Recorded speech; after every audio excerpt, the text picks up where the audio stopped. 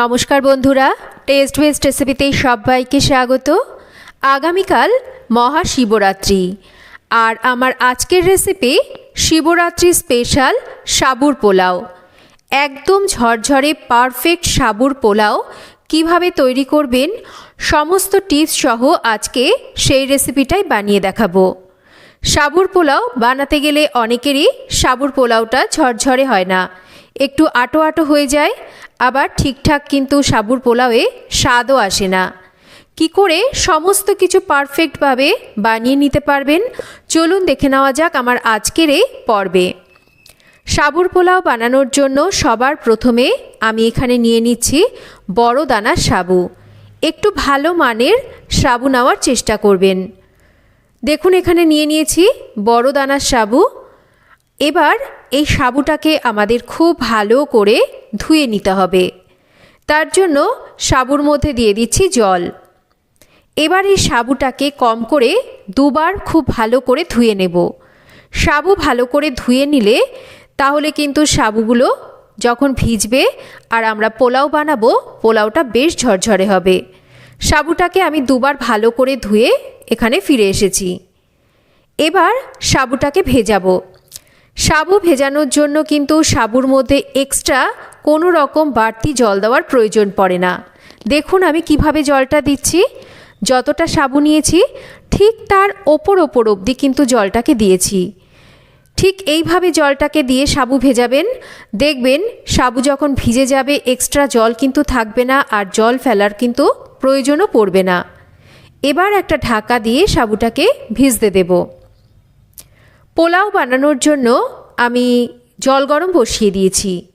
গরম জলের মধ্যে এক বাটি মটরশুঁটি, এক বাটি ছোট টুকরো করে কেটে নেওয়া গাজর, আর দিয়ে দিচ্ছি বিনস।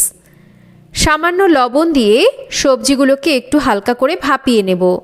আপনারা নিজেদের পছন্দ মতন এখানে ফুলকপি দিতে পারেন, আলু দিতে পারেন, রাঙা আলু দিতে পারেন, যে কোনো সবজি কিন্তু পছন্দ মতন ব্যবহার করতে পারেন। সবজিটা একটু হালকা করে ভাপানো হতে থাক, এতে করে সবজির কাঁচা গন্ধটা চলে যাবে। এদিকে সাবুটা দেখুন সুন্দরভাবে ভিজে গেছে।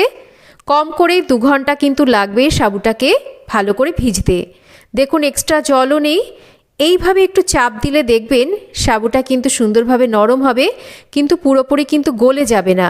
পুরোপুরি গলিয়ে কিন্তু সাবু কখনোই পোলাওয়ের জন্য ভেজাবেন না। তাতে করে পোলাও রান্না করতে গেলে সাবুগুলো একদম আগুনের তাপে ঘেটে যাবে আর পোলাও ঝরঝরে হবে না। এদিকে সবজিটাও ভাপানো হয়ে গেছে। সবজিগুলোকে গরম জল থেকে তুলে এবার একটু ঠান্ডা জল দিয়ে একবার ধুয়ে নেব। এতে করে সবজির রঙটা ভালো থাকবে। পোলাও রান্নার জন্য কড়াইতে দিয়ে দিচ্ছি সাদা তেল, তার মধ্যে দিয়ে দিচ্ছি ঘি। ঘি আর তেল মিশিয়ে পোলাওটা রান্না করলে পোলাওয়ের স্বাদ আর সুগন্ধ দুটোই ভালো আসবে। এবার তেল আর ঘিটা গরম হলে আমি বেশ খানিকটা বাদাম ভেজে নিচ্ছি। আপনারা চাইলে কিন্তু এখানে কাজু বাদামের ব্যবহারও অবশ্যই করতে পারেন। তো বাদামটাকে বেশ ভালো করে ভেজে নেওয়ার পর তুলে নেব। এবার এখানে দিয়ে দিচ্ছি একটা ছোট এলাচ আর একটা লবঙ্গ। সামান্য একটু গোটা জিরে দিচ্ছি ফোড়নে। ফোড়নটা যখন ভাজা হয়ে যাবে তখন ভাপিয়ে নেওয়া সবজিগুলোকে দিয়ে দেব।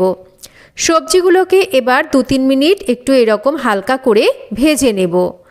একটু কম আঁচে ভাজবেন, তাহলে দেখবেন সবজিগুলো পোড়া পোড়াও হবে না, রঙটাও কিন্তু সুন্দর থাকবে। তো সবজিগুলোকে মিনিট 2-3 একটু ভেজে নেওয়ার পর গ্রেট করে নেওয়া আদা দিচ্ছি, আর রঙের জন্য সামান্য একটু হলুদ দিচ্ছি। ঝালের জন্য কয়েকটা কাঁচা পাকা লঙ্কা কুচি দিচ্ছি। এবার আমি সবজিটাকে আরও মিনিট খানেক একটু এই রকম ভেজে নেব। তবে সবজি যেহেতু ভাপিয়ে নেওয়া আছে, খুব বেশি কিন্তু ভাজার দরকার পড়বে না। দেখুন সবজিটাকে আরও মিনিট খানেক থেকে মিনিট 2 একটু ভেজে নিয়েছি। এবার এর মধ্যে ভিজিয়ে নেওয়া সাবুদানা দিয়ে দেব।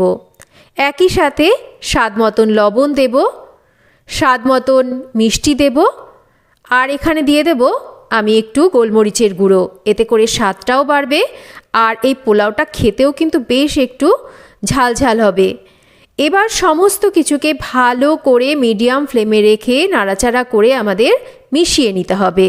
দেখতেই পাচ্ছেন একটার সাথে একটা সাবুদানা কিন্তু একদমই লেগে যাচ্ছে না, একদম ঝরঝরে কিন্তু থাকছে। এবার নাবানোর আগে দিয়ে দেব একটু ধনেপাতা কুচি আর তার সাথে ভেজে নেওয়া বাদাম। সমস্ত কিছুকে একবার ভালো করে নাড়াচাড়া করে মিশিয়ে নিতে হবে। পোলাও আমাদের একদম রেডি। এবার এটাকে নাবিয়ে নিতে পারি। এই টিপসগুলো ফলো করে যদি আপনারা সাবুদানার পোলাও বানিয়ে নেন তাহলে কিন্তু একদম পারফেক্ট সাবুদানার পোলাও আপনারা বানাতে পারবেন, আর এর স্বাদটাও হবে কিন্তু দারুণ সুন্দর। তো এই শিবরাত্রিতে একবার এইভাবে সাবুদানার পোলাও আপনারা বানিয়ে দেখতে পারেন। আশা করছি আপনাদের রেসিপিটা সবার খুব ভালো লাগবে। তো কেমন লাগলো আজকের এই সাবুদানার পোলাওয়ের রেসিপি একটা কমেন্ট করে জানাবেন। যদি রেসিপি ভালো লেগে থাকে তাহলে অবশ্যই একটা লাইক করবেন, রেসিপিটা শেয়ার করবেন, আর চ্যানেল সাবস্ক্রাইব করা যদি না থাকে তাহলে চ্যানেলটাকে সাবস্ক্রাইব করবেন। সবাই ভালো থাকবেন, আবার ফিরে আসবো নতুন কোনো রেসিপি নিয়ে।